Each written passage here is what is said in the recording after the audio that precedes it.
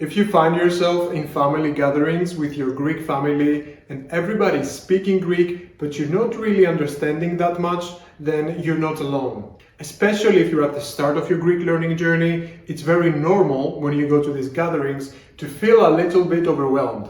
In this video, we're going to cover some very useful and important phrases to know, to use whenever you're feeling like you're about to freeze and whenever you're not understanding. My name is Yorgos, I'm a Greek teacher and a Greek native speaker, and I'm also the founder of a Greek learning community of over 2,000 Greek students, and I have worked with many students that have Greek heritage and they find themselves in those scenarios quite often. So without further ado, let's jump into the video and see those phrases together. I want you to think of the interaction going like this. A person says something to you in Greek, and the first thing to say at that moment is to tell them to repeat. So we're going to have a phrase that tells the person to repeat what they just said. That's number one. Number two, if we're still not understanding, then we're going to say to the person to slow down and say it again, but slower. And lastly, if we don't understand still, then we're going to say to them, excuse me, or I'm sorry, I'm not really understanding. And this is very important when you're learning a new language. You have to learn to manage the situations where you're not really understanding what the person says. So this is what we're going to do in this video. We're going to learn to stay in the game of speaking Greek even when we feel like we're not understanding and we feel like we're about to freeze. Alright, so starting with phrase number one, we're trying to tell them to repeat what they just said again. We're going to say, Μπορείς να το πεις πάλι παρακαλώ. Let's repeat one more time. Μπορείς να το πεις πάλι παρακαλώ. So you would use this if you were talking with somebody that maybe it's around your age, even if you don't know them, or maybe some relative.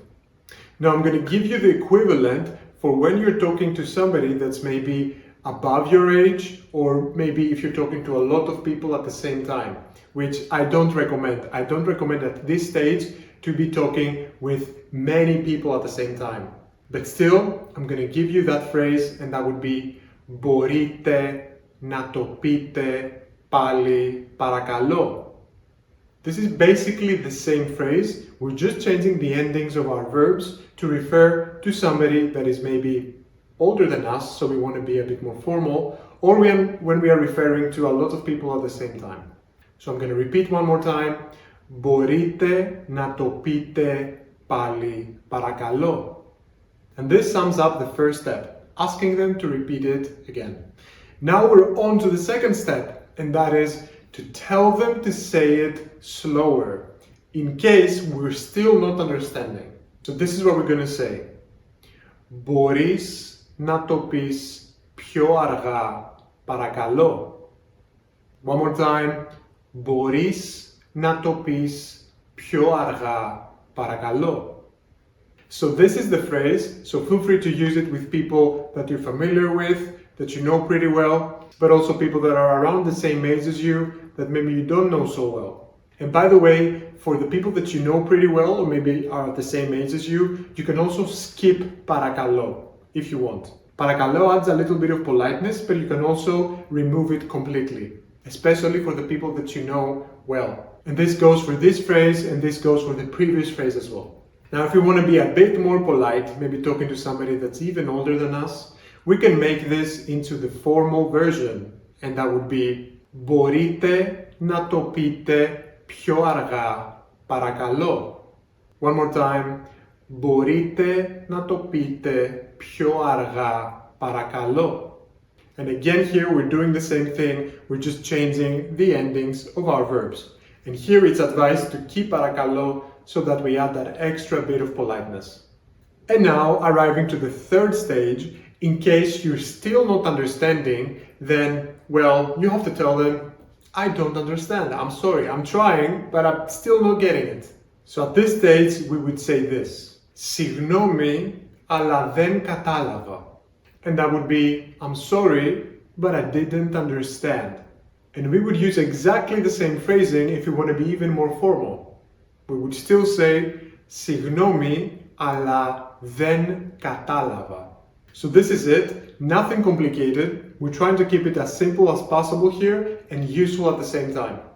An optional fourth step is to tell them to say it in English. But at this point, they would probably understand that by themselves. But still, if you want to communicate that fourth step, if they want to say it in English, then you can say something like Μπορείς να το πεις στα αγγλικά παρακαλώ. And that would be, can you say it in English, please? And we have the more formal version, which is Μπορείτε να το πείτε στα αγγλικά παρακαλώ. So these are the phrases, and it's important to understand that you don't need to panic at that point, you don't need to freeze, because now you have a strategy to deal with the language whenever you are not understanding something.